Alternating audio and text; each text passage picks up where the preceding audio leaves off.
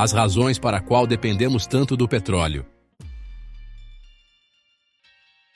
Atualmente, os combustíveis fósseis são quase universalmente entendidos como um grande problema para o nosso mundo. Seja qual for o motivo que as pessoas considerem mais urgente, a dependência de combustíveis fósseis colocou o equilíbrio de poder nas mãos de um grupo muito pequeno de governos, não necessariamente os mais favoráveis. Isso causa problemas diretos de saúde nas áreas mais afetadas pelas emissões e, é claro, não é renovável. Eventualmente, um dia o mundo ficará sem esse suprimento de energia. Mesmo para as pessoas que não se importam ou não acreditam nisso, os combustíveis fósseis são caros. O preço da extração, do refino e do transporte de combustíveis fósseis, direta ou indiretamente, representa uma parte significativa do orçamento doméstico de bilhões de pessoas em todo o mundo. Essa despesa não é ajudada pelo controle de mercado esmagador que esse mesmo grupo de operações tem sobre esse setor global essencial. Felizmente, tudo isso está acontecendo ao mesmo tempo em que as fontes alternativas de energia renovável estão se tornando mais baratas e mais confiáveis. Portanto, seja qual for a motivação, a mudança para alternativas teoricamente nunca foi tão fácil. Mas, apesar de tudo isso, o uso global de combustíveis fósseis nunca foi tão alto, além de uma breve pausa em 2020, quando o mundo entrou em confinamento, não mostra sinais de desaceleração. Infelizmente, há alguns fatores econômicos muito simples que impedem o que parece ser uma transição lógica para longe desses recursos. Compreendê-los ajudará a mostrar que não apenas nenhum de nós é realmente inocente, mas que também será necessário muito mais do que um carro elétrico e canudos de papel para reverter essa curva. Existe uma solução econômica realista para esse problema e, por fim, mesmo de uma visão macroeconômica completamente fria, em que ponto os danos econômicos causados pelos combustíveis fósseis superam os benefícios que recebemos dessa fonte de energia? Embora existam muitas maneiras de mitigar o uso de combustíveis fósseis no setor de consumo, um lugar onde isso é realmente difícil é no hardware militar. Ainda não temos jatos ou tanques elétricos eficientes em termos de energia, e o tanque M1 Abrams dos Equus consome grande quantidade de combustível. Como sempre, devemos fazer uma grande ressalva. A equipe de engenheiros químicos não é formada por cientistas ambientais. Portanto, ao tratarmos de assuntos como os efeitos colaterais negativos ou as externalidades negativas do uso de combustíveis fósseis, vamos recorrer a publicações de pessoas que são especialistas nessa área e, em vez disso, nos concentraremos principalmente na dinâmica econômica dessa questão para uma análise mais abrangente do que essas externalidades negativas podem fazer. Além de serem ruins e devermos evitá-las, não faltam pessoas mais qualificadas discutindo essa questão específica. Com isso fora do caminho, há um equívoco comum de que, independentemente do que façamos como indivíduos, nosso impacto sobre o uso de combustíveis fósseis e as consequentes externalidades que vêm com ele são basicamente irrelevantes em comparação com a escala das operações industriais em todo o mundo. A piada comum é que usar um canudo de papel, enquanto a BP despeja milhões de litros de petróleo no oceano, destaca de forma bastante pungente esse sentimento compreensível de insignificância.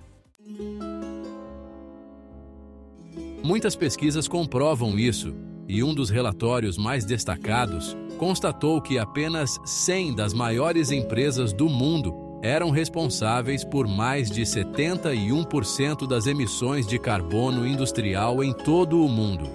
Portanto, mesmo que todos nós, como indivíduos, nos comportássemos perfeitamente e cortássemos totalmente as emissões de carbono, conseguiríamos apenas uma redução de 29%, no máximo, em um problema que está piorando exponencialmente a cada ano. Isso foi amplamente divulgado até mesmo por economistas e comentaristas de renome, mas, infelizmente, ou talvez felizmente, também está errado. A pesquisa em si é boa, apenas mal compreendida. Para começar, ela mediu apenas as emissões de carbono industriais, portanto, não contabilizou as emissões de coisas como agricultura, incêndios florestais e emissões naturais regulares. E composição, embora isso apenas destaque que o problema é maior do que qualquer setor, e não se trata de defender as ações dessas empresas, mas o mais importante a ser entendido aqui é que todas elas estão produzindo emissões de carbono para transformar em produtos para a sociedade. 3 tipos de bens e serviços podem ser produzidos em uma economia: bens de capital, bens intermediários e bens de consumo. Bens de capital e serviços são coisas como maquinário, ferramentas e treinamento que são usados para produzir outros bens. Uma prensa de metal em uma fábrica é um bem de capital, mas os painéis de metal que ela estampa seriam considerados um bem intermediário, que são coisas que não são um produto final em si, mas são usadas como peças em bens de capital ou bens de consumo. Esse painel de metal pode acabar em outra máquina da fábrica ou em algo diferente. Os bens de consumo são provavelmente os mais simples de entender, pois são produtos vendidos aos consumidores para que eles os utilizem para melhorar sua qualidade de vida de alguma forma. O objetivo final de qualquer economia é fornecer o maior número possível de bens de consumo e serviços aos seus participantes, e isso pode parecer muito superficial, mas lembre-se de que bens de consumo e serviços não são apenas roupas elegantes, o iPhone mais recente e um SUV antissocialmente grande, mas também incluem coisas como alimentação, serviços médicos, educação e moradia adequada. Essa definição ampla de o que é considerado um bem ou serviço de consumo é particularmente importante no que se refere à economia que envolve os combustíveis fósseis. Portanto, lembre-se disso mais tarde. A questão por enquanto é que, embora 100 empresas tenham produzido 71% das emissões industriais do mundo, elas só o fizeram para produzir bens de consumo para pessoas comuns. A China Coal, que foi a maior contribuinte individual, foi responsável direta por 14,3% de todas as emissões globais durante o período medido pelo estudo. Não estava queimando carvão porque odiava a atmosfera, mas principalmente para produzir eletricidade para a China, para que a China usasse em suas fábricas para produzir bens de consumo baratos, que cada pessoa que está assistindo a este vídeo se beneficiou das emissões de carbono. Essas empresas eram um meio para produzir bens que, em última análise, são consumidos por nós. Portanto, embora talvez seja catártico transferir esse problema para essas empresas, elas não estariam fazendo isso se as pessoas não estivessem lá para consumir as coisas que estão usando combustíveis fósseis para produzir. Dito isso, seria muito benéfico ter alguém ou alguma coisa para apontar o dedo para esse problema. Políticas econômicas que abordem essa questão são muito fáceis de implementar, mas, infelizmente, até isso é difícil.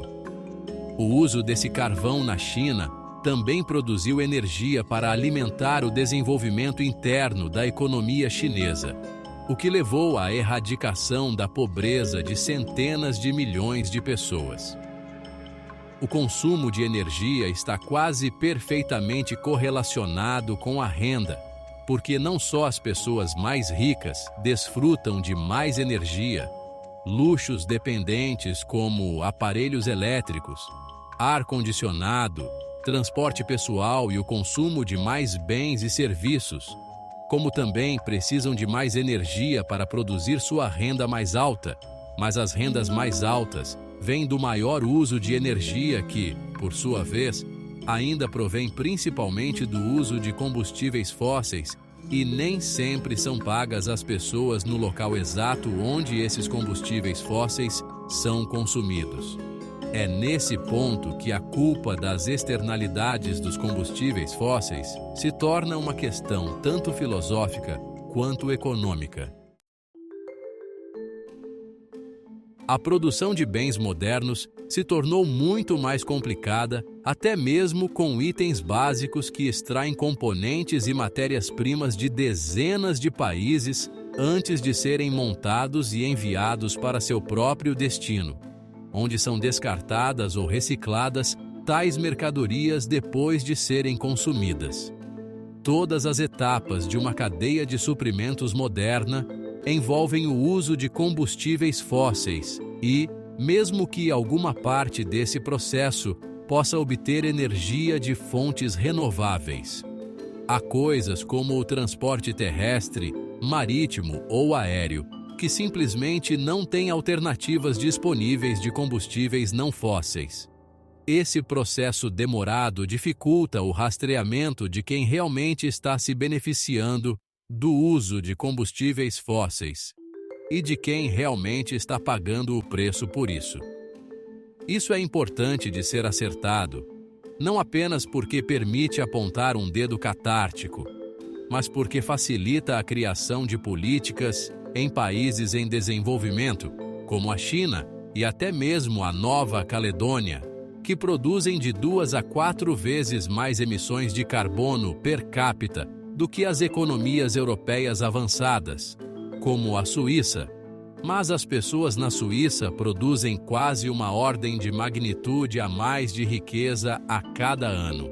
Seus setores produzem menos valor econômico por pessoa em geral, mas estão operando negócios como grandes fábricas de petróleo bruto que consomem muita energia, normalmente fornecidos por usinas elétricas ou geradores a diesel ultrapassados.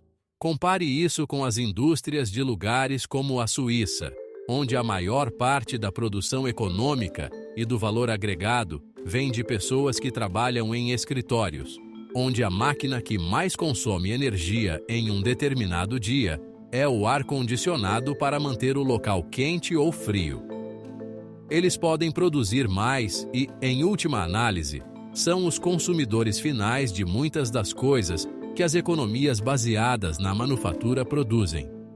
Portanto, a questão é se eles são mais responsáveis pelas externalidades negativas causadas pelos combustíveis fósseis do que as pessoas que realmente os queimam.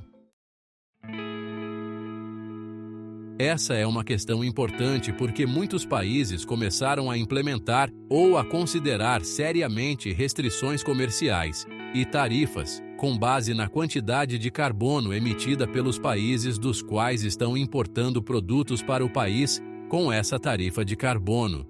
Mas é claro que um país que ainda usa usinas de energia a carvão ultrapassadas para alimentar fábricas ineficientes pagaria uma tarifa para importar seus produtos. Teoricamente, isso tornaria os produtos do país sujo mais caros e, portanto, menos competitivos nesse mercado, o que incentivaria especialmente as economias de exportação a investir em uma produção mais limpa. Na realidade, a maior parte da produção industrial do mundo atual, apesar das melhorias, ainda é bastante intensiva em carbono, e isso sem levar em conta os navios de carga movidos a combustível de bunker que transportam esses produtos. Tudo o que esses sistemas realmente fazem é tornar as coisas mais caras para os consumidores na economia. A implementação dessas restrições comerciais, porque os importadores vão repassar esses custos para os consumidores finais. Agora, Esse impacto sobre o consumo no bolso do consumidor final, por si só, não é necessariamente a pior coisa, se o único objetivo for a redução do uso de combustível fóssil, pois um aumento no preço levará a uma redução no consumo, o que significa uma redução proporcional nas emissões de carbono. É claro que uma economia também deve considerar fatores como o custo de vida, e essa é a verdadeira troca no centro dessa questão. As políticas que aumentam os preços para compensar as atividades de EST raramente são populares, e os investimentos em alternativas raramente são feitos onde são mais necessários. Mas agora que a produção de energia a partir de fontes renováveis é mais barata do que os combustíveis fósseis, isso muda a economia? Mas, do ponto de vista macroeconômico, é contraproducente simplesmente presumir que os combustíveis fósseis são ruins e que qualquer alternativa será melhor. Os combustíveis fósseis também são relativamente fáceis de transportar para fornecer uma fonte de energia em qualquer lugar do mundo. Algo como a hidroeletricidade e a energia geotérmica são opções incríveis onde estão disponíveis, mas não estão disponíveis em todos os lugares e não podem ser transportadas além do alcance razoável das linhas de transmissão elétrica. Os combustíveis fósseis também são densos em termos de energia, o que significa que coisas como o transporte comercial dependem especialmente de combustíveis fósseis, porque as baterias equivalentes são, pelo menos atualmente, tão grandes e pesadas que ocupam muito espaço para viabilizar coisas como caminhões elétricos ou navios porta-contêineres. Outra vantagem herdada é que o mundo industrial foi efetivamente construído em torno da energia proveniente de combustíveis fósseis. Mesmo que houvesse tecnologia para eletrificar os carros, caminhões, aviões e navios que impulsionam nossa economia global, seria necessário um investimento significativo na reconstrução da infraestrutura que envolve essas operações. Isso seria quase impossível se os combustíveis fósseis ainda tivessem as vantagens que os diferenciam há muito tempo, que é seu custo relativamente baixo. Agora, o custo final da produção de energia de qualquer fonte é dividido em custos iniciais e custos contínuos. Fontes de energia como o gás natural têm sido consistentemente muito baratas porque as usinas que as queimam para gerar eletricidade são relativamente simples, bem compreendidas e fáceis de escalar. Uma alternativa direta semelhante, como a energia nuclear, tem custos de insumos mais baixos graças ao pouco combustível que os reatores realmente usam. Mas o preço para construir essas instalações, de acordo com os padrões modernos, e garantir que sejam tomadas as precauções adequadas em relação à segurança dos resíduos, significa que, ao longo de sua vida útil, elas ainda são uma alternativa cara.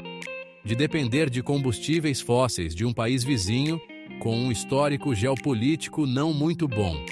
Hipoteticamente, é claro que algo como as fotocélulas, por outro lado, são mais baratas de operar depois de instaladas, pois além da manutenção básica, elas não têm nenhum custo de entrada, mas criar a mesma capacidade com elas é, pelo menos por enquanto, muito mais caro. Soluções de armazenamento caras, elas são inúteis à noite. Felizmente, o preço dos painéis caiu tanto com o aprimoramento da tecnologia e da fabricação que, depois de levar em conta esses custos fixos e variáveis ao longo da vida útil das duas fontes elétricas, os painéis solares agora são, em média, mais baratos, o que é ótimo. Mas o importante aqui é que, ao longo da vida útil dessas instalações, um investimento que se paga ao longo de décadas é palatável para uma economia avançada com crescimento modesto e muita riqueza excedente para investir nesse tipo de retorno. Mas as regiões do mundo que estão produzindo a maior parte das emissões de carbono são economias em desenvolvimento que não têm dinheiro para fazer esses investimentos ou têm outras coisas mais urgentes nas quais gastá-lo. Se uma economia não desenvolvida está crescendo 5% ao ano, impulsionada pela industrialização, a maior parte da atenção dessa economia deve ser reinvestida nesse setor para melhorar as condições de vida de sua população. Chegamos à conclusão que teremos que continuar usando os combustíveis fósseis por um período de ao menos 2 décadas antes que as novas fontes de energias renováveis sejam liberadas das mãos dos poderosos para que finalmente possamos obter uma vida melhor, limpando o planeta dos grandes estragos ambientais causados pelas atividades humanas irresponsáveis derivadas do uso dos combustíveis fósseis do planeta. Muito obrigado por terem assistido até aqui. Se gostaram desse conteúdo, me deem um like e se inscrevam no canal para que possamos criar mais conteúdos interessantes.